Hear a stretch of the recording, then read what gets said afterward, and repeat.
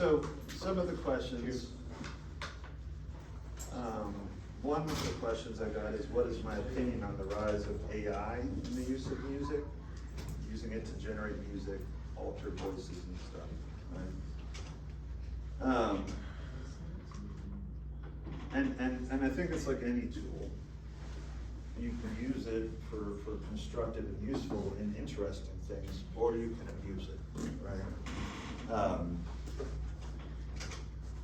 Like the easy way to compare it is all of you, I'm sure, have read on your syllabi that you can't use AI in your classes, right? It's a very useless policy, because how in the hell are they going to stop? But on the other side of that is it signals something that is a problem that academia doesn't know. You okay? Yes, my arm hurts. Oh, it just looked like you were in pain for a second. I just wanted to check. It's a problem because academia doesn't know what to do with it. Because so much of academia is based on the brilliance of the individual, right? And ownership.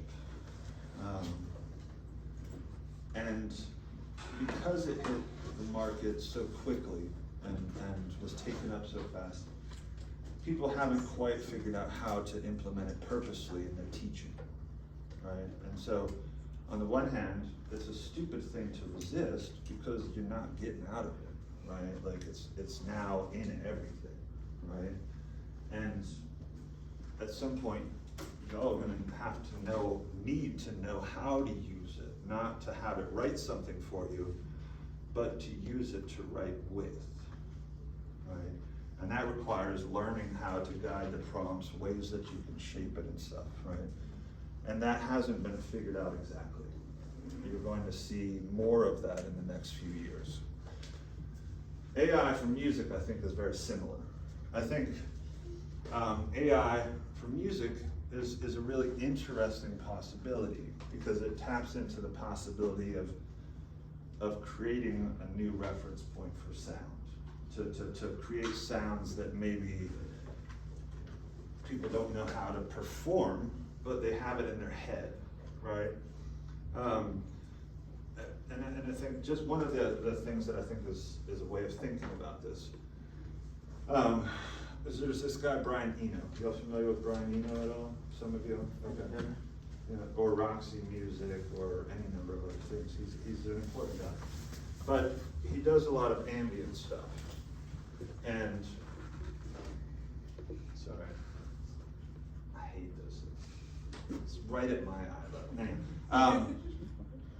and he recently, in the last few years, started this thing that he calls generative music. And you can actually buy the app, and it's a pricey thing, but it plays forever and never repeats anything. I have those apps. Do you? Yes. How are they? They're pretty great. I put them when I go to sleep. Yeah. And so it's basically like there's a system that we plug in a few basic premises to, and it extrapolates from that, right? And I think that's a really fascinating way that AI can be imagined. It's not AI per se. It's a different thing, but it's a good way of thinking about what you could do with AI. You know, there's another person in the door there. And so in that sense, I think that AI can be really kind of interesting if people ever figure out how to use it in a useful way. This is another teacher in the university, Dr. Ellie Cowan, probably one of the smartest and best faculty members you could ever have. It's true. Pretty great. She teaches I a buy lot of groceries. Oh my gosh! Do laundry. I haven't seen you in so long, like 5 months. How are you? Awesome. Good. Wait, you know Sam? Yeah.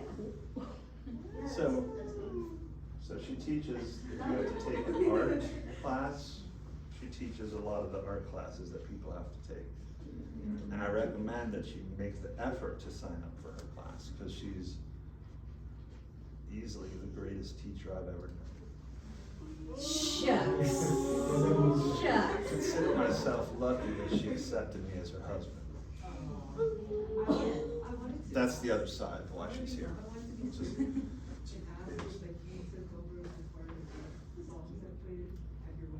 Mm. Oh, he 100%. And there were songs that were not allowed. And at one point, his mom wanted one of the songs that he had put on the absolute Wait, what are not you talking playlist about? at our wedding. It was. Wait, how did you get to the wedding? She wanted to know if you DJ'd our wedding. Oh, no, I did not. Well, I you, but picked, you. I made a huge You list. had a list. I had a playlist. I guess in there. And What, was I not gonna do that? You know, I was saying, I saw you in the hallway 5 months ago, and someone was like, that's Dr. Dimmick. Why? And I was like, oh. But I didn't talk to you. That's why I was like, I haven't seen the 5 minutes. I haven't seen you in 5 minutes. well, I'm hanging out. First encounter. What did your mom wanted the electric slide? Yeah, and that was on the do not play list. If you don't know the It was a electric big slide, you're hit. lucky. But it was a big played. hit.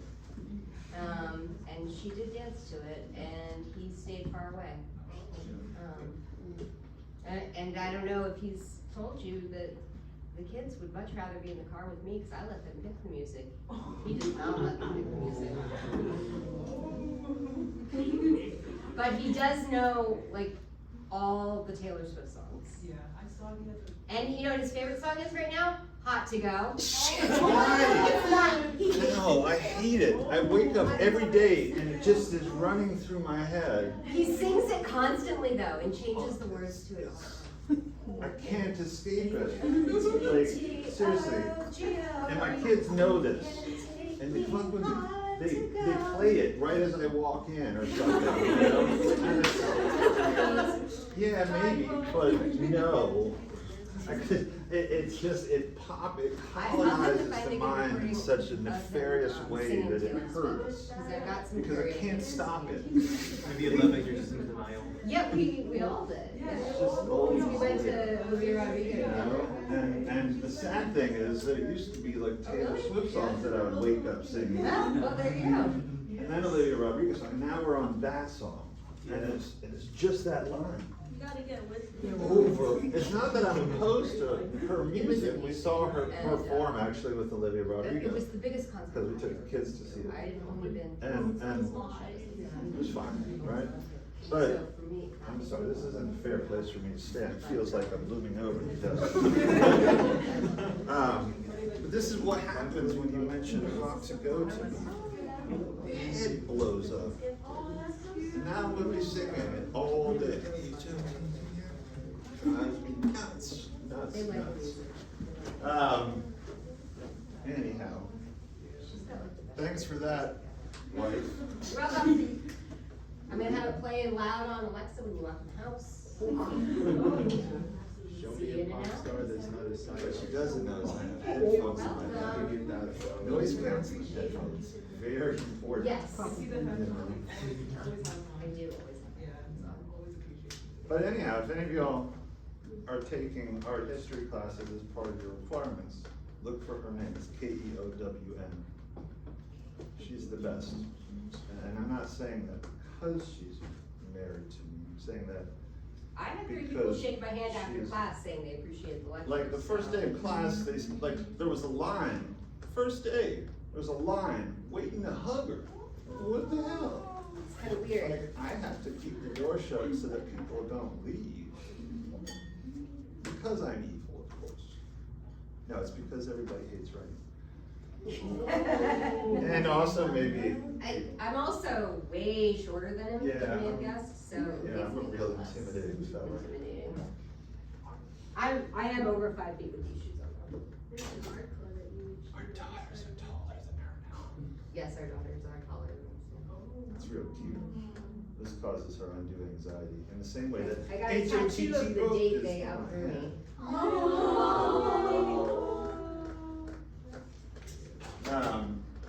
I'll see you later, honey. See you later. I'll text Thanks you when I'm for on the way. the call. Don't drive me crazy, just say hot to go. Put it on right now, actually. I will destroy the speakers if you Chaperone put that X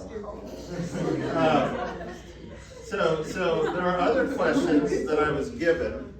Alex, do you want to pick a question, or do you want me to just run through them? Okay. Let's see.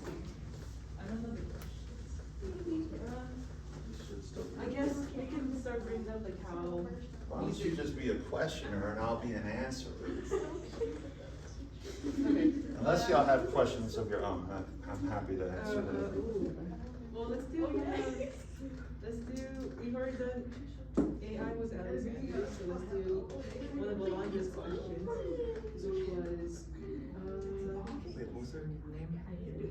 if there was one instrument you could leave out of The the. triangle. This is, what does it do? No, honestly, I couldn't think of one that I would leave out, right? Because I think that's one of the things, right? Is a lot of the beauty of the history of music is finding ways to turn instruments into new instruments, to make new things come out of them. I just can't think of what the triangle knew it could do, right? Like, dinner's ready, and I don't, Yeah. but the triangle, that was the only thing I could come up with. What would you take? What would you? Like a cowbell or something? Oh no, cowbells are awesome. Mississippi Queen, the intro. I really like parquet courts, but I really, like, anytime there's like a cowbell in a song, I just get like. That's your weak spot? Yeah, I don't, Yeah. it's just so. I love cowbells. They're great, I think. I just like bells in general. Bells are perfect. What, anybody else? What is your weak spot for instruments, Zara? Yes, you do. Come on. You can say it. This is a safe space. We all care. Kinda, sorta. I don't like saxophone on a lot of songs, but I think it's because it's a hard instrument to like put in mixing with other instruments. Are you talking like Kenny G? What are you talking about? So you're not talking about saxophones in jazz music. You're talking about how saxophones get incorporated into other And other music. kinds of music. Yeah. Yeah, they're pretty. They need to work. Yeah. And sometimes it's just a thing, right? Like, you ever heard Morphine?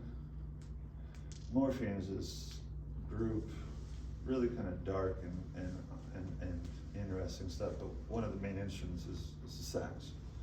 And it works really well. But it's also because it's not added in, it's one of the central things, right? But yeah, a lot of sax, like in the 80s, there was always some kind of saxophone thing that came through a song, and it was always just so Kenny G. Ow, why are you gonna do that? Get away from the computer. Kenny G. I will stand in front of it. Oh, Any other? Where'd she go? Alice disappeared. What happened? I can't believe you're gonna do that to me. Oh, sorry. I can't see the question. You thought of it yet, sir? You thought I was getting you off the hook? No. Yeah. I guess it's good, like guitar solo. You don't like guitar solos? Oh, I thought you said that was a good thing. No, one that you don't, that you would remove. Yeah, like. One gotta spot go. is, like, one gotta go.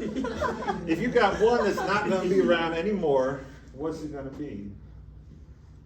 That's hard, I don't know. Just rule out all the music that you like, and what are you left with? The jaw harp. I guess. That was one of the things I was thinking about, but Sometimes it's even used right, so I can't say all the time it's bad. But right, that's the thing. 99% That's it's I bad. actually know somebody who plays the jaw harp really well, so I was like, that's why I could. That was one of my choices. I love, And Snoopy, of course. It's Snoopy. Snoopy plays the jaw harp. It's just cause Zara's so open-minded and full of love. She can't think of anything. I mean, that was my impression. This is a hater question. The harmonica. The harmonica. Like that song you said that was like when Bob So, I was gonna say, but you do like Bob Dylan, right? So, harmonica under some occasions can be abrasive and just no good. I'm with you. But I really love it. Like when Bob Dylan plays it. When the harmonica comes in on a Bob Dylan song. Right. That's always a really well done part, right? I like it when Stevie Wonder plays it. It's pretty great. I don't know that I can think of a time. Where does Stevie Wonder play? I was thinking Ray Charles. I thought he plays a harmonica in all the songs. Stevie Wonder. He plays piano. He plays the voice box. He does that. He plays like various keyboards and stuff. Yeah, he does have a harmonica. He might play harmonica. That wouldn't surprise me, but it's not the main instrument. No, it's not. It's interesting. So, any other choices? Any other things anybody wants to veto for instruments in the world? I don't like cymbals or like gongs. You know, like when it like keeps and like the drum part.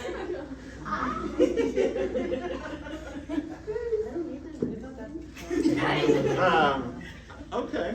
I feel like it just like. Do you mean like cymbal crashes, like, Yeah. or do you mean gongs? Because there's gongs that are, Oh, wait, like, so some of them are like 12 feet tall, We went to the- and like your whole body will levitate in the Yeah. wake of that, you know? So, controversial opinion, but then we went to the Luna Lee concert.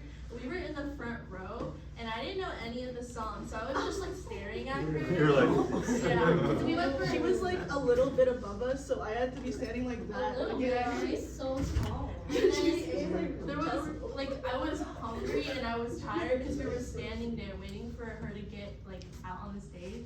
So then when like toward the end when like there was a song with like the the gong, that guy was like hitting it, Alex. Yeah. Or like that big thing, like he was like he hit it and I was like shh. And like whatever. So then like I don't know, I thought I was gonna pass out. critiquing gongs. It was like ringing in my ear. Are some of the ways that you save your soul, but that's just me. So what I hear is that you don't like the high-end metallic crashes and those kinds of quick waves of, those can be annoying. Because they're not really easy to incorporate in the sound, because you know what they sound like? Yeah. Especially like when it's like But in if your ear. you are gentle with the Like song, that's a it's beautiful like thing. in your earbud, you know? Like You want to go to another question, Adam? I guess I can do the one like focusing on your teaching stuff, like how do you incorporate music into your lessons / course material? So how did I incorporate it into our? Well, I mean, in class in general. Yeah. So I don't ever, or I should say, haven't made it an explicit part of the sentence. I never require students to use music in their work, but I always make it an option. So one of the things that I focus on in my writing courses is understanding what literacy is. Right? Yes, it's reading and writing, but that's not anything close to what it actually is and what it does. And so one of the ways that I try to kind of invite people into that discussion is discussing it in terms of sometimes music.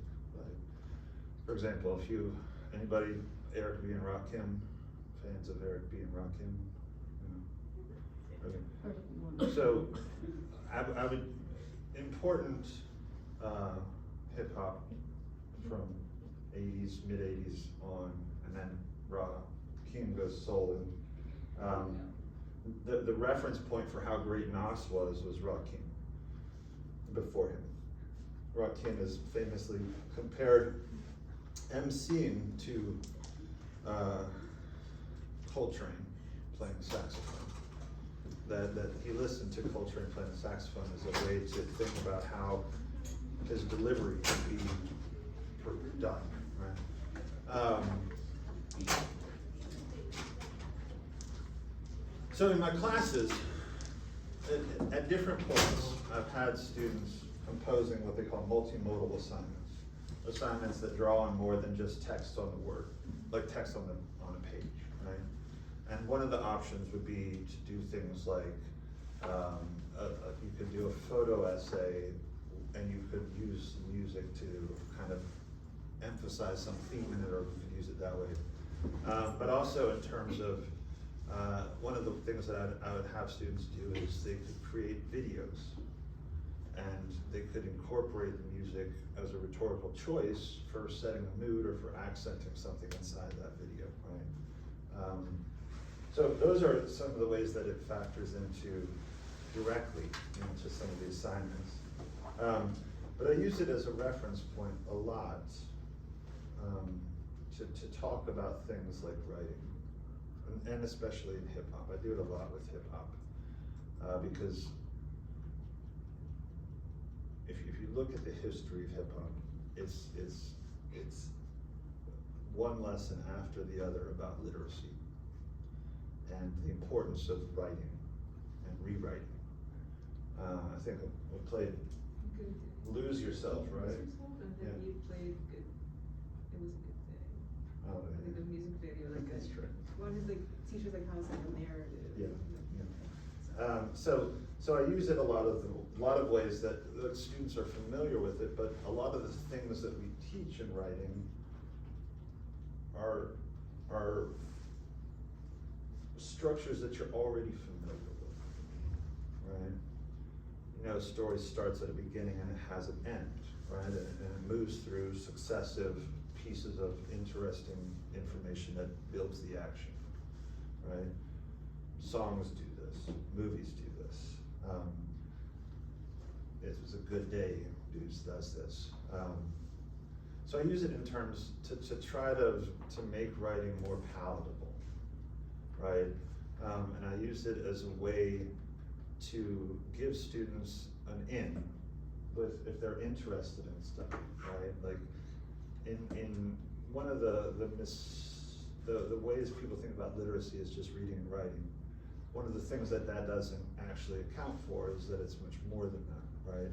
It's a body of knowledge, it's a way of thinking, and it's a lot of different pieces to it.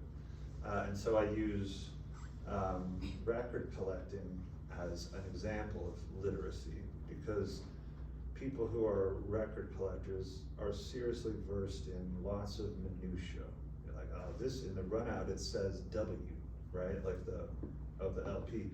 And it's like, I don't know what that means for the pressing, right? But it's a good way for people to think about how things they're interested in point to the development of a facility with a body of knowledge and how to use it for purposeful ends and so forth, right? So I use music to help illustrate that. In the same way, I use sneakerheads as a way to illustrate literacy as well, right?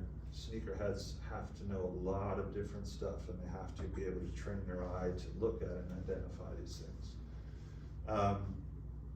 I also just play I play music all the time that I think people might not know but might like. That's familiar enough as a genre, but not what they probably already know, as a way to introduce things. So I use it in a lot of different ways. And I think it has a lot of, it can humanize a person, right? Like, I'm a tall guy, I look really tough.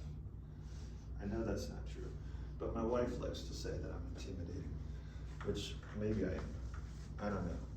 What do you think?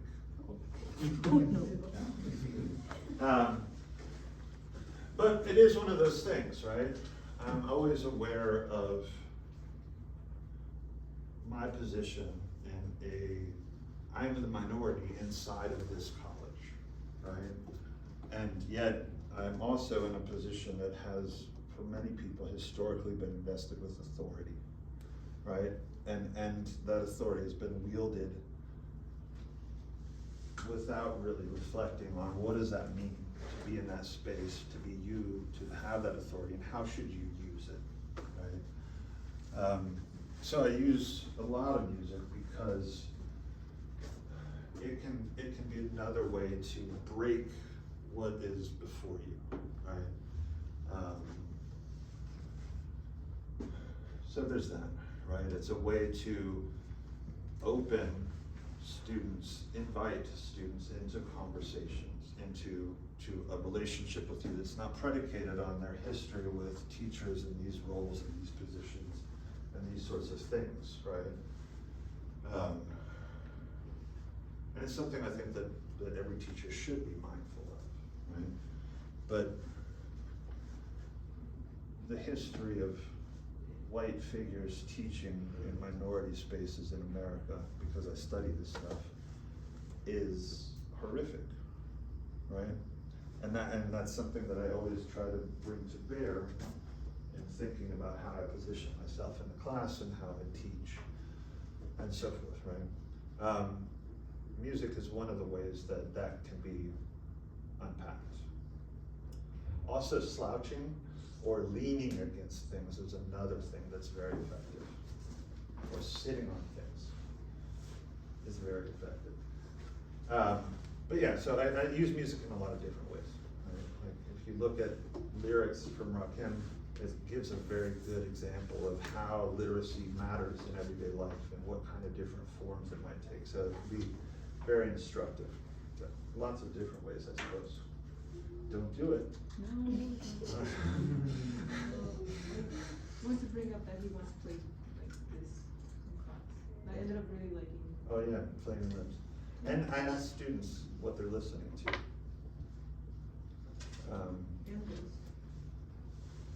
Most of the time they think I'm being an ass and I'm approaching them indirectly saying, get your headphones off. It's a fair estimation of their awareness that they should be wearing them in the first place in the classroom.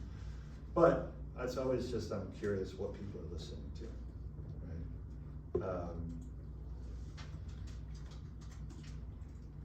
The other day I was playing Lil Wayne to my class. I forget the occasion, but it was something from Carter 3. And then people were like, you like Lil Wayne? I'm like, yeah, well, I did. And then there's the aftermath of Carter 3. And my estimation of his recording output drops precipitously. And then one of the students was like, have you heard this? It's got Kendrick on it. I'm like, no. And so played that and I was like, okay, great. So it's always also a nice thing. And I think it's great for students to be able to take that position of teaching about something they know and they like, right? Music's an easy way to incorporate that into class relations. It builds relationships. And I think like one of the ways that we started talking more was, I asked you what you listened to, and you said something about Japanese city pop or something. Oh yeah. And then we I put him on Lab. And then we started talking about Japanese music, and I recommended Ghost to him, and then he asked me for more recommendations. Yeah. And then I gave this list that was a little longer than he anticipated. Yeah. That's how I got into like the trap Yeah. So. because I just randomly listened to it one day and I really liked it. So we took out a bunch of stuff. So that's some of the ways. I try to make it a part of the class in ways that I can. Because I think people can understand it as a practice of composing that has structure, that has form, that has different ways of moving you. So it can be very instructive for thinking about composing more broadly, whether it's a paper where you have to take different positions or something else, right? Designing a website. I've had students do that before in some of my classes, and I've tried to, and it was another place where they could incorporate like a web player inside of it, or music videos if it was relevant and so forth. So lots of different things. Whatever seems like it might work that day is kind of part of it. Plus it's a good chance for everybody to hear DJ Shadow, because everybody should hear and know and introducing by DJ Shadow. So, what else you got? We could do one more question. What are the best ways that you personally discovered music? So some of this I was talking about earlier, right? And so I took the question in a couple different ways. One is, what is the most productive? And the most, like, how do you learn more about things, right? But I didn't take it that way. My answer is a different thing, and it has to do with what I was saying earlier and we've kind of talked about. One of those ways is there's something about the hunt, kind of independently digging around and trying to find out stuff you don't know about, right? Trying to take that stuff and learn more about it and using it as a reference point for jumping into other places. One of the ways in which you had to find music before was something a lot more intensive. There were magazines, of course, but if you're looking for indie stuff, you probably weren't going to find it in the everyday magazines like Rolling Stone and Spin. A few of them maybe, but generally not. You were kind of beholden to mail order catalogs, distributors, newsletters, these sorts of things, right? And so you come to learn, like, if something is out on this label, it's gonna have this sound, right? Like, you'll know the label Southern Lord. It's like a doom metal band label. Sun-O is on it. They put out stuff through them sometimes. But if you see the word Southern Lord on the label, you know that it's going to sound kind of slow and heavy, and that's great, right? But so that was one thing, is learning, like SST Records I mentioned earlier, right? They had a very consistent base of musicians and bands that were part of their output. So on the one hand, there was coming to know the different resources that circulate things. Forced Exposure is a long-standing distributor who would produce these kind of catalogs, and it was a big thing for people, like the new Forced Exposure catalogs here, and then they would all have write-ups and stuff, and you would learn about stuff that you never heard of, right? So there was that kind of a thing. Because again, there wasn't a lot of, if you lived in a rural area, you're not gonna go to the grocery store and find a magazine about, like independent electronic music in the 70s. You're just not gonna have access, it's just not gonna be there, right? So those kinds of more active processes were part and parcel of how do you discover music, right? And sometimes it was just lucky guessing, or something inside of your kind of interest area brings it out, like skateboard videos became real important for me. So the individual side of it, where there's just a lot of pleasure in that moment of discovery where you're like, holy hell, how did I not know about this? So there's that, right? And that, in the same way that I was talking about how I find out stuff now, is kind of carried over. The other way that I think has always been great is the social component of music, right? Like, there's nothing like being able to sit down with friends and be like, you gotta hear this, right? There's been many points in my life where that was like, that's how I learned about Sun City Girls, for example. It was me drinking my friend under the table because it kept playing the songs over and over, and eventually he couldn't stand anymore.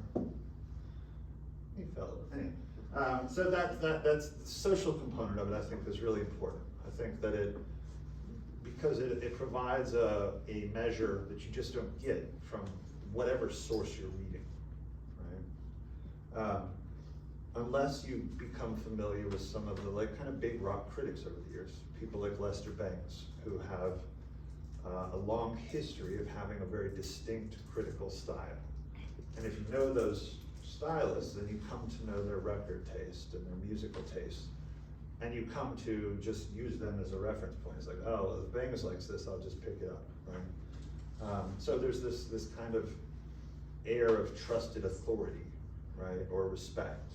I would say trusted respect for a person's knowledge, right? And then there's one of the great things I think is that's always been fun for me is going to shows for bands that I like, and who is it that's opening for them, right? Like there was this, I don't know how this got set up. Do you remember the name of the band? But so you got this one band, this touring band from Africa, playing this kind of desert rock dance, beautiful thing. And then you got these guys from Austin who are playing like, I had a pretty good way of referencing it for myself then, but they were playing this kind of, not exactly like Roadhouse music, but I kept, I kept referencing, like feeling like the words beach blanket bingo kept popping up in my head, and like a party at the beach kind of sound, and it just was completely, the two worlds were very different, and I had a hard time figuring it out for a while, like what they sounded like, and I still do. But sometimes you can be in that same situation whenever you find. Whenever I've been in that situation, there's always really, again, if you're going to a band that you like and they've got a band that's touring with them that wasn't like foisted on them, then you've got a really interesting chance to get some perspective on that, right? Like one day I went and saw Sonic Youth in Atlanta, and Sonic Youth, well known for the curatorial kind of knowledge that they have for using their position as they become indie rock elders to introduce new bands. But there's this band, this one-man band, this guy from Japan, Masako Oho, I think is his name. He plays as this, under the name Soul Mania, S-O-L-M-A-N-I-A. It's not in Spotify, I don't think, but if there's a Bandcamp, there's some of the stuff on Bandcamp. But, and I happen to already like a lot of the stuff that comes out of Japan, because there's just been all kinds of crazy experiments with noise and sound coming out of that. He made this guitar that had all these pieces that complemented the guitar playing. And essentially it was this big, riveting, huge, like 20-minute noise fest. And I was like, oh, this is great, you know? And so of course you learn something from that. And that's always a great way to kind of follow through, to say like, well, if I like this band and they're supporting this band, I guess I should try to give them some credence, right? I'm trying to think. Bonnie Doon, any of you know this band, Bonnie Doon? Band from California, but there's this woman who came through, I think last summer, who is, I've been a fan of for a while, but her record output is fairly sparse and she doesn't tour very much. Anna St. Louis, and she was with this band was touring with her, and I was like, okay, well, and then I was, well, okay, all their records, and so I just picked up everything they had because they were there, but also because it was something I was like, I wanted to hear more about, right? And that's like one of the best, for me, most fulfilling ways, right? Like I don't really have a magic formula, I just have habits of searching for when I want to find new things, where do I go, right?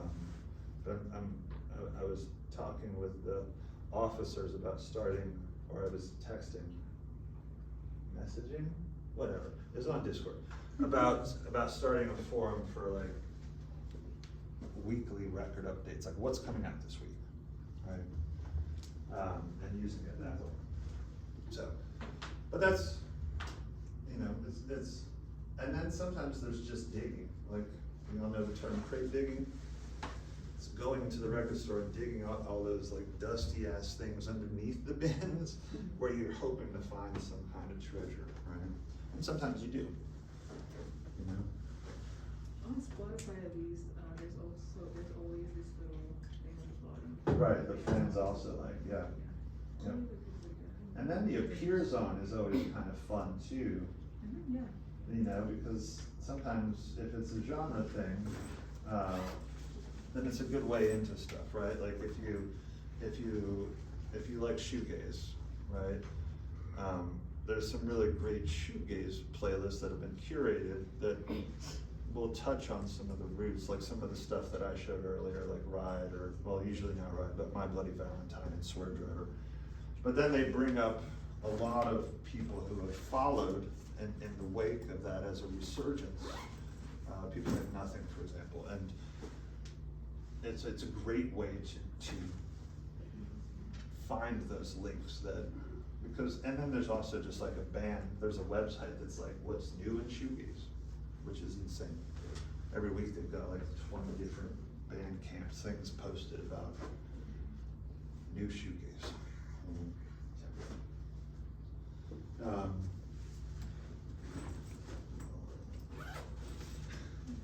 And we didn't talk about reggae or dub, but man, should we? But I was. You want to ask another question or? I think it's a good stopping point, because I see all the people walking around. I think they're the ones who have this room next. So You're saying we should be mindful and considerate of Right. our. It's the problem with. No, it's nice. I mean, we do have it First for come, free, first but- served. No, I'm totally fine. So, But, and I'm happy to just also answer any questions. small questions, like one else maybe. But you can also approach me through Discord, or you can just find me. And you don't have to come talk to me about music. If you're having troubles with classes or with writing, I'd be happy to talk to you about that stuff too. Right? I saw you were filling in the document of the questions. Maybe you can, if you ever have the time to like go through and just like write on all of them. You can Yeah, I send answered most of them. I was typing up answers because I was trying to think through. Anybody who's had my class knows that I'll talk for long periods of time. So some of them I answered at length. Some of them I didn't do much of the music in my classes stuff yet because I was just trying to jump around. But I have answers and I'd be happy. I can send them to you and you can share them, I guess. Right? Like maybe like one of the questions is, what is my favorite work artist, past and present? Right? And I answer. All right, they'll be Everybody was outside, like, very what very- were they? So yeah, there are people waiting outside. Yeah. They have food too.